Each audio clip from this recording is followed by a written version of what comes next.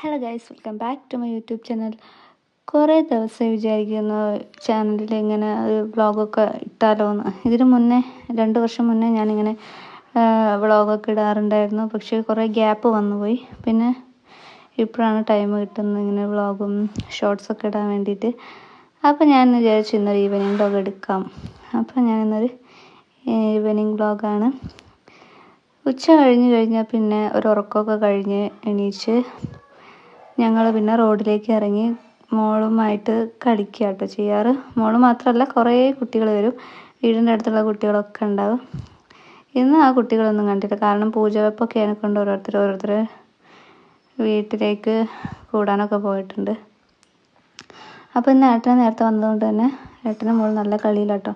പിന്നെ ഞങ്ങൾ കുറേ ദിവസമായി ഡാൻസൊക്കെ പ്രാക്ടീസ് ചെയ്ത് വെച്ചിട്ടുണ്ട് ഒരു റീൽ എടുക്കാൻ വേണ്ടിയിട്ട്. അപ്പം ഇന്ന് ആ റീൽ എടുക്കാമെന്ന് വിചാരിച്ചിട്ട് ഞങ്ങളുടെ വീടിൻ്റെ അടുത്തുള്ള ഒരു വയലിലേക്കാട്ടോ പോകുന്നത്. പക്ഷേ വീടിൻ്റെ അടുത്തെന്ന് പറയുമ്പോൾ നിങ്ങൾ വിചാരിക്കും എന്തിനാ കാറിൽ പോകുന്നതെന്ന്. പക്ഷേ കുറച്ച് ദൂരമുണ്ട്. കുറച്ച് ദൂരം എന്ന് പറഞ്ഞാൽ ഒരു 3 മിനിറ്റ് നടക്കുക. 3 മിനിറ്റ് പോകാനുള്ള ദൂരമുണ്ട്. അത് നടക്കുകയാണെങ്കിൽ അത്ര നേരം കേട്ടോ. നടക്കുകയാണെങ്കിൽ നമുക്കൊരു 10 മിനിറ്റ് ഉണ്ടാവും. അതുകൊണ്ട് ഞങ്ങൾ ഏട്ടനുള്ളതിനെ കൊണ്ട് ഏട്ടൻ്റെ കാറിൽ ഞങ്ങൾ പോയി. ഇല്ലെങ്കിൽ ഞങ്ങൾ നടന്നു പോകേണ്ടി വരും. ഏട്ടനുള്ളത് കൊണ്ടാണ് ഞങ്ങൾ ഇങ്ങനെ പുറത്ത് പോയിട്ട് വീഡിയോ എടുക്കുന്നത്. അല്ലെങ്കിൽ ഞങ്ങളുടെ വീടിൻ്റെ പരിസരത്ത് നിന്ന് മാത്രമേ എടുക്കുള്ളൂ. അപ്പോൾ ഞങ്ങൾ അവിടെ എത്തി. ഒരു വയലേരിയാണ് കേട്ടോ. അപ്പം ഞങ്ങൾക്ക് ഡാൻസ് കളിക്കാനുള്ള ഏതെങ്കിലും സ്പോട്ട് ഉണ്ടോ എന്ന് നോക്കി നടക്കുകയാണ്. ഏട്ടനും മോളും മുന്നിൽ നടക്കുന്നുണ്ട്. എങ്ങനെയുണ്ട് ഞങ്ങളെ ഈ വയൽ? കാണാൻ നല്ല ഭംഗിയില്ലേ? നല്ല വയലല്ലേ?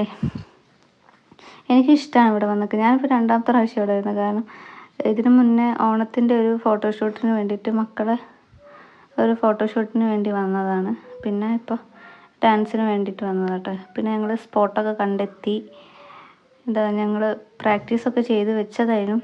പക്ഷേ എല്ലാവരും പല വിധത്തിലായിപ്പോയി കളിച്ചത്. പെട്ടെന്ന് ഞങ്ങളുടെ സ്റ്റെപ്പ് മാറിപ്പോയി ഗൈസ്.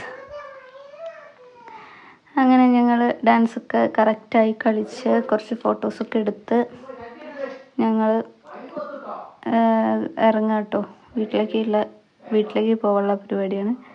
ഇപ്പം ഞങ്ങളങ്ങനെ ഫോട്ടോസും വീഡിയോസും ഒക്കെ എടുത്ത് വീട്ടിലേക്ക് പോയി. വീട്ടിലെത്തുമ്പോൾ തന്നെ ഒരു 7 മണി ആയിട്ടുണ്ട്. പിന്നെ നല്ല മഴയുണ്ടായിരുന്നു. ഞങ്ങൾ വീട്ടിലെത്തിയപ്പോൾ തന്നെ മഴയും പെയ്ത്.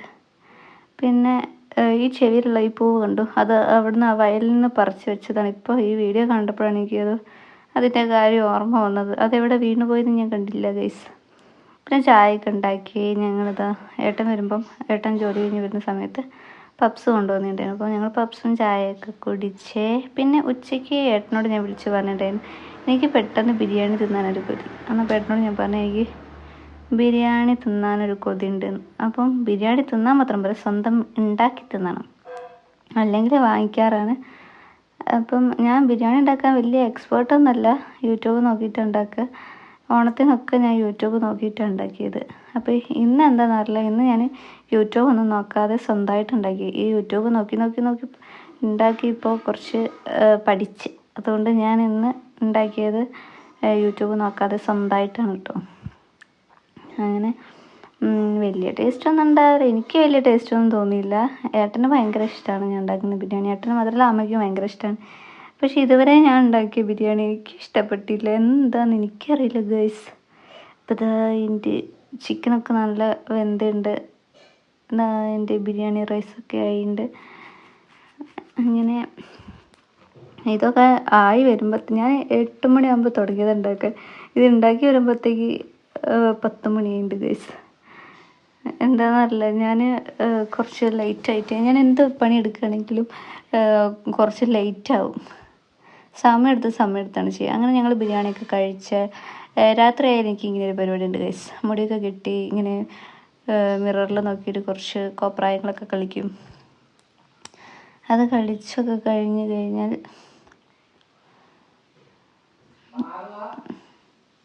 പാട്ടൊക്കെ പാടുന്നുണ്ട് ഗൈസ്. നിങ്ങൾ നോക്കണ്ട.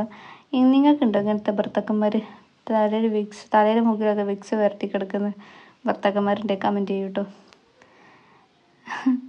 അപ്പോൾ ഇന്നത്തെ വീഡിയോ അത്രയേ ഉള്ളൂ. Tata, bye bye, see U.